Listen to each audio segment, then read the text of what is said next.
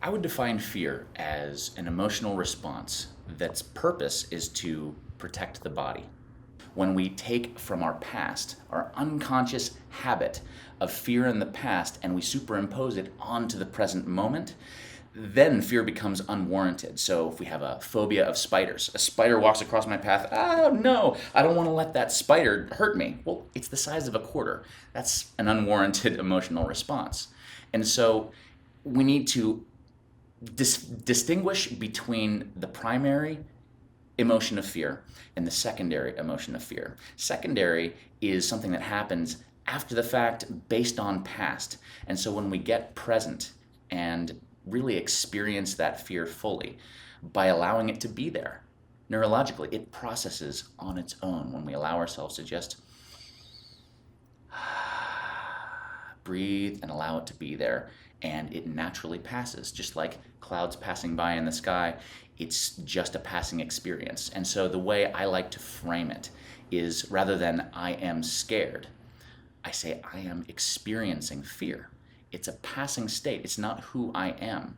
It's a state of being that's passing through. It's coming and going. So when we recognize that fear is simply a passing experience, we can go, okay, well, this is not comfortable, and I know it's going to pass.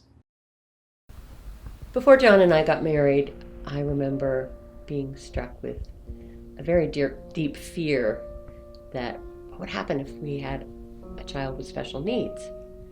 Well, 20 years later, we actually did have a child with special needs.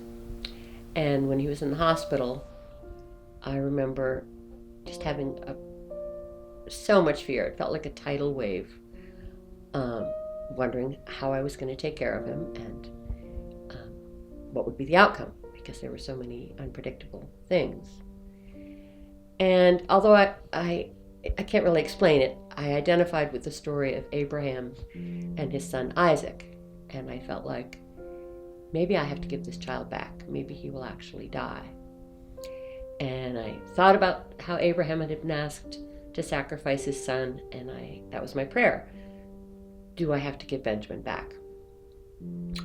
And one of the many therapists that came through his room, there were so many doctors, so many nurses, and one of them was an African man, and he came in and was working on Ben, and he was just very friendly. And I was kind of a zombie, having been in the hospital for 6 days without brushing my hair or my teeth or taking a shower. And I just started to chat with him. And he was very friendly. And at one point I said, so where are you from? And he said, oh, I'm from Ghana. And I kind of lit up. I said, oh, my husband has been to Ghana. He loved going to Ghana. And we chatted a little bit about what it was like, and I just kind of came to life a little bit. And he finished working on Ben, and then as he was just slipping out the door, I said, by the way, what's your name? And just as the door was closing, he said, Isaac. And I remembered it just feeling like in that moment, I would get to keep my son, that he would live. Fear could be a friend or an enemy. Fear can protect us, keep us alert in times of danger, and help us be careful and safe. But fear can also hold us back, keeping quiet when we need to speak out, or hiding when we need to take a stand. The quality of fear depends on the kind of love we have. Every love carries with it fear and pain. Fear that it might perish, and pain if it does. If we only care about our own pain or pleasure, without concern for others, then our fear may be selfish. But if we truly love others and want what is best for them, then our fear is simply a concern for their safety and happiness.